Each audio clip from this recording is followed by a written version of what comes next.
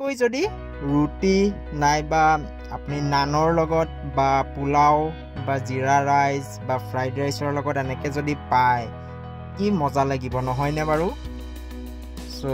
মইতো একদম টেষ্টি মানে বহুত ভাল পালোঁ সো ভিডিঅ'টো চাই যাওক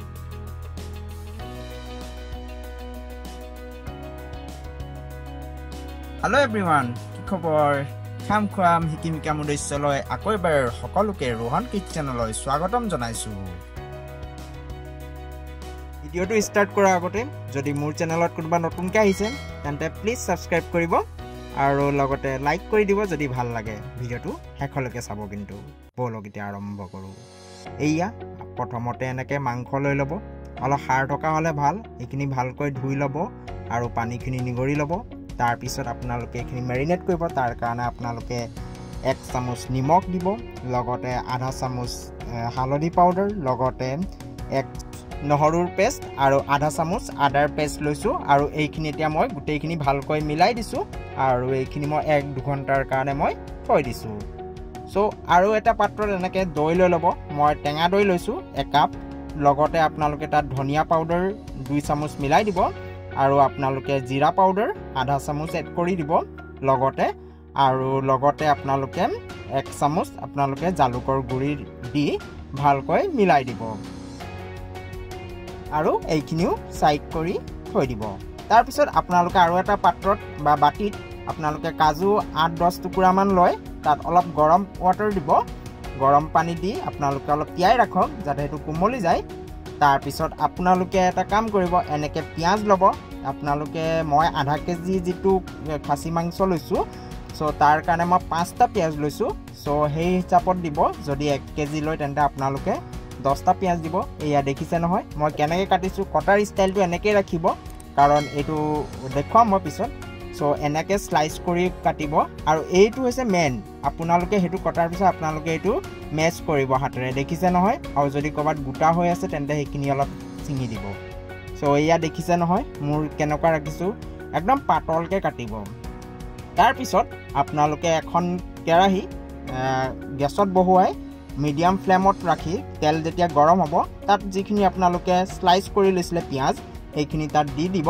এয়া দেখিছে নহয় এইখিনি তাৰ পিছত আপোনালোকে ভাজক আপোনালোকে যেনেকৈ পকৰি ভাজে যে সো তেনেকৈ ভাজিব অলপ তেল বেছি দিব এই কাৰণে আৰু এইখিনি আপোনালোকে অলপ ৰঙচুৱা যেতিয়া হ'ব তেতিয়া আপোনালোকে নমাই দিব একেবাৰে ৰঙচুৱা হ'বলৈ নিদিব অলপ যেতিয়া কালাৰটো চেঞ্জ হ'ব তেতিয়া আপোনালোকে নমাই দিব এয়া দেখিছে নহয় মোৰ দেখিছে নহয় একেবাৰে মই কালাৰ পুৰা ৰঙা হ'বলৈ দিয়া নাই সো যেতিয়া এটো ঠাণ্ডা হ'ব তেতিয়া তাৰ কালাৰটো আৰু চেঞ্জ হৈ যাব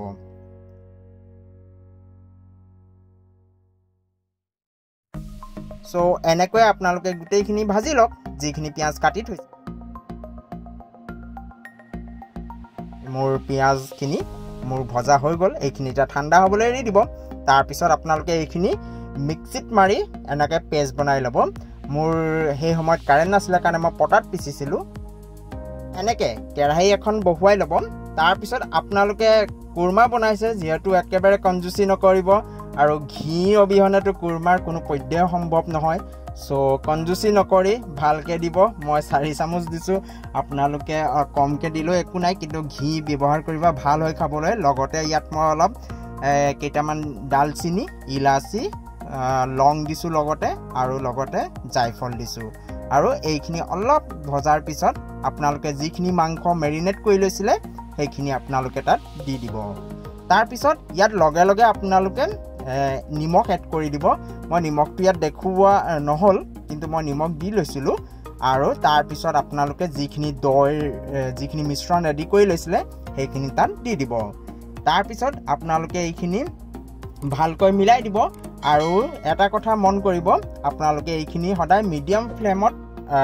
ভাজিব যেতিয়া কুৰমা বনাব আপোনালোকৰ ধৈৰ্যৰ বহুত প্ৰয়োজন হ'ব তেতিয়াহে খাবলৈ টেষ্টি হ'ব তাৰ পিছত এই দৈখিনিৰ যেতিয়া পানীখিনি শুকাই যাব এয়া দেখিছে নহয় তেতিয়ালৈকে আপোনালোকে ভাজি থাকক একো এড নকৰিব তাৰ পিছত আপোনালোকে ইয়াত 2 চামুচ কাশ্মীৰী পাউডাৰ অলপ কালাৰটো দেখিবলৈ ধুনীয়া হ'ব কাৰণে মই 2 চামুচ কাশ্মীৰী পাউডাৰ দিছোঁ লগতে মই ইয়াত আধা চামুচ চিলি পাউডাৰ এড কৰি দিছোঁ কাৰণ মই বেলেগ জ্বলা ইয়াত ইউজ কৰা নাই অলপ জালুকৰ বাহিৰে মই জলকীয়া ইয়াত ইউজ কৰা নাই সো আপোনালোকে সেইখিনি দি ভালকৈ মিলাই দিব তাৰ পিছত আপোনালোকে অলপ সময় একেবাৰে এই সময়ত আপোনালোকে জুইৰ পৰিমাণটো কমাই দিব আৰু আপোনালোকে অলপ সময়ৰ কাৰণে এইখিনি ঢাকি ৰাখিব 5-10 মিনিটৰ কাৰণে তাৰ পিছত আপোনালোকে যিখিনি কাজু লৈছিলে সেইখিনি পেষ্ট বনাই ল'ব আৰু তাত আপোনালোকে মই কেশৰ দিছো কেশৰ দিলে অলপ মোৰ খাবলৈ ভাল লাগে কোৰমা সো মই এটো অপচনেল হয় আপোনালোকে নিদিব পাৰে লগতে মই যেটো শুকান নাৰিকলৰ গুৰি 1 চামুচ দিছো আৰু এইখিনি দি ভালকৈ মিলাই দিম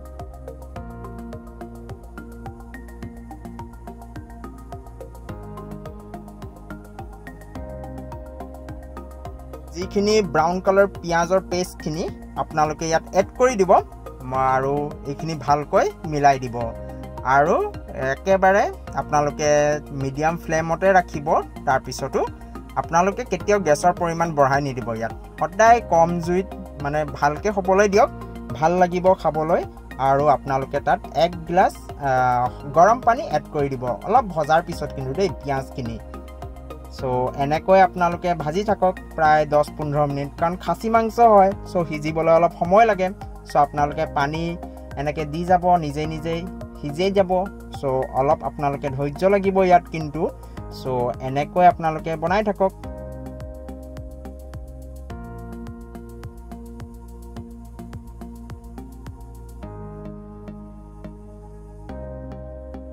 তাৰ পিছত আপোনালোকে তাত গৰম মছলা আধা চামুচ এড কৰি দিব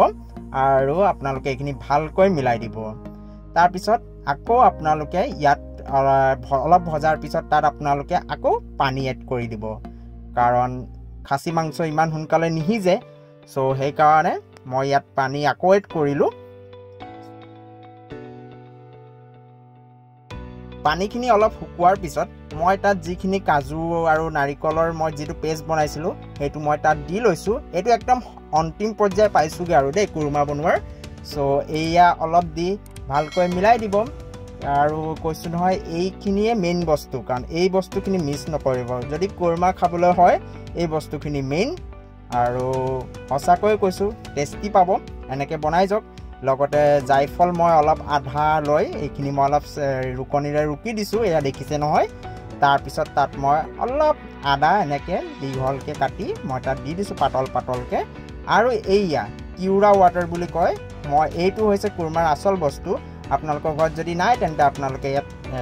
যেটো গোলাপ জল বা ৰ'জ ওয়াটাৰ বুলি কয় হেতু আপোনালোকে ইয়াত দিব পাৰে সো কিউৰা ওয়াটাৰ যেটো মই কৈছো হেতু আপোনালোকে বজাৰত পাই যাব